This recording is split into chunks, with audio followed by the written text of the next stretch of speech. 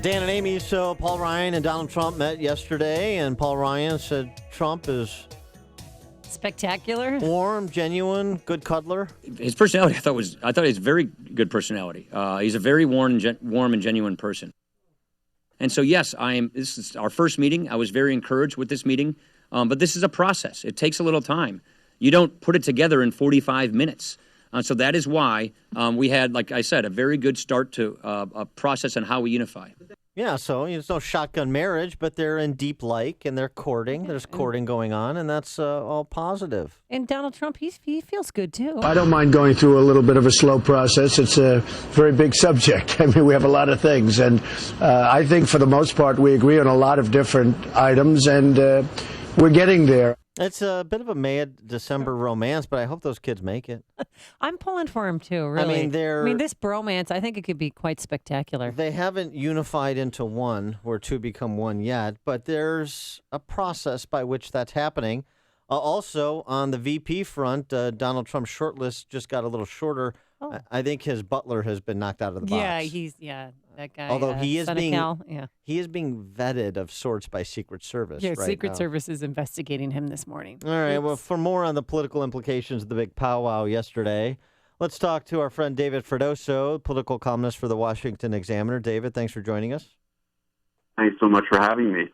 So on the response that Paul Ryan offered, that we're not going to just have a 45-minute meeting and we're unified and everything's great and full steam ahead. There's a process that has to occur between now and, I suspect, the convention.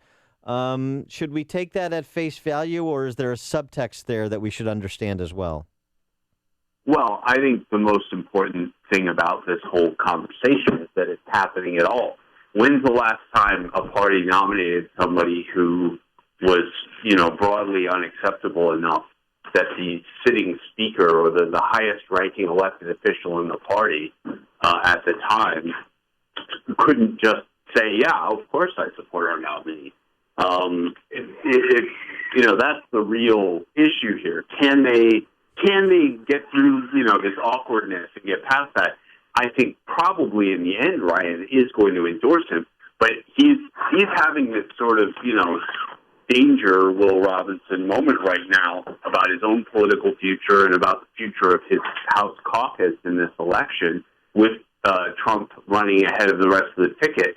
The House has been spending a lot of this year, if you've seen Ryan out there giving speeches, trying to differentiate itself from the top of the presidential ticket in advance of Trump getting the nomination, I think because they're very afraid of what this election is going to bring. Well, do you think that they brought Donald Trump to Washington, D.C. to see if they could control him?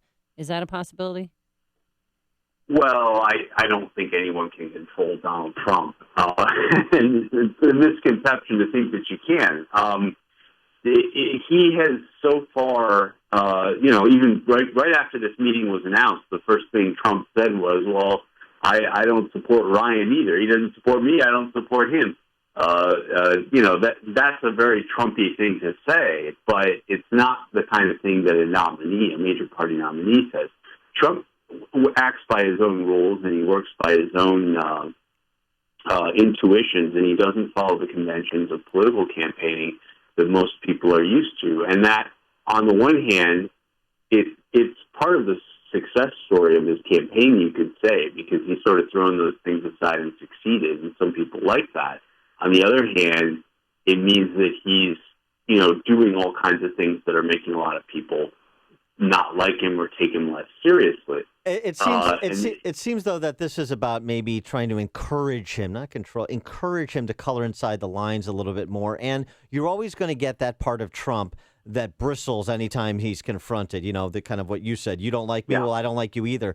But the flip side is there's been some good news that maybe some of the concerns, I mean, we're a long way away, I understand, but it doesn't look perhaps as dire as it looked a couple of weeks ago with some of the recent polling in swing states. In addition to that, Trump has started to kind of moderate his tone and provide some more contextual information on incendiary topics and positions he's taken, like the temporary ban on Muslims. So maybe there can be a little bit of massaging Trump to keep him within the boundaries, even if he's going to take personal shots at anybody who takes a personal shot at him. Yeah, I suppose just about anything can happen. I wouldn't necessarily, like you said, I wouldn't necessarily put too much faith in one or two polls right at the moment when he is having his honeymoon period.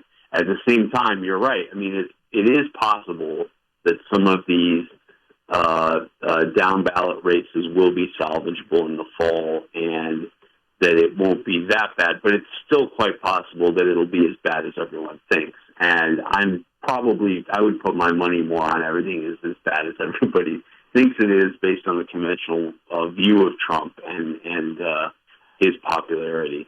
Who do you think would be the best running mate for Donald Trump? I mean, if you're trying to get in the never Trumpers and trying to attract them back to the party, back to Donald Trump, who would work? What would be the best? I'm sorry? Vice presidential candidate. Well, I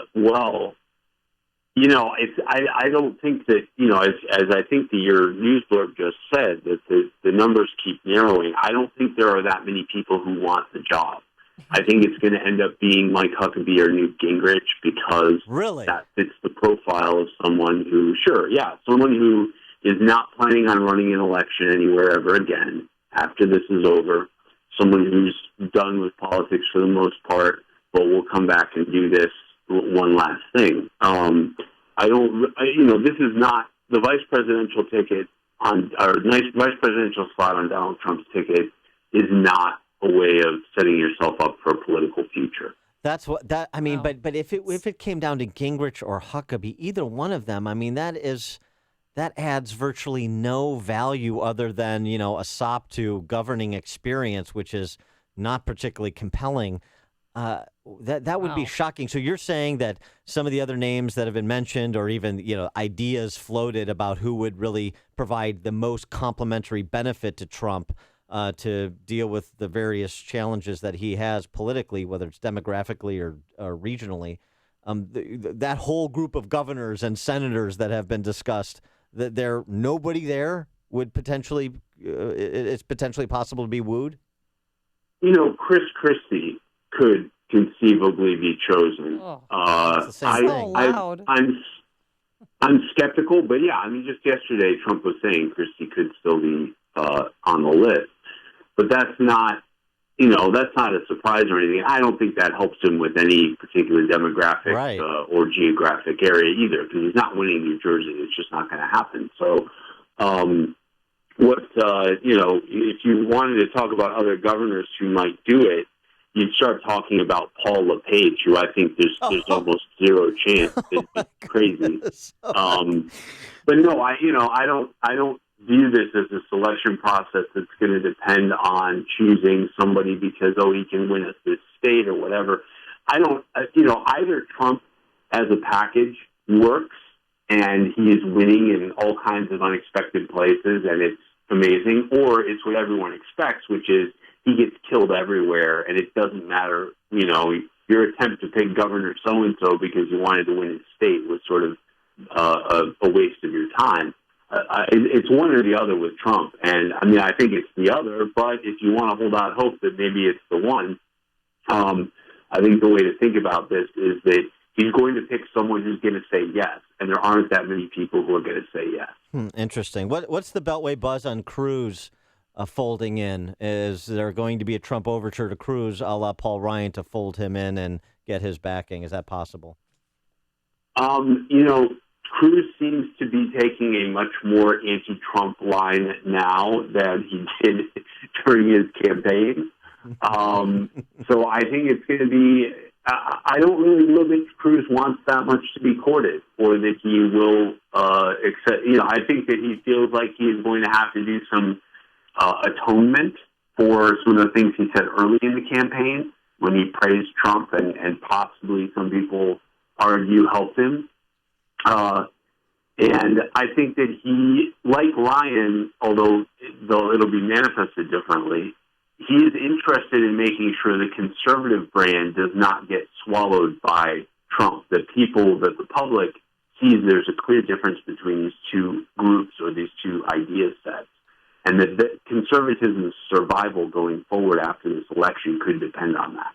He is David Freddoso, political columnist for the Washington Examiner, WashingtonExaminer.com. David, thanks as always for joining us. Appreciate it. Thanks so much for having me. And he joins us on our turnkey.pro answer line. The stories you need to know to start your day. This is Chicago's Morning Answer on AM 560. The Answer.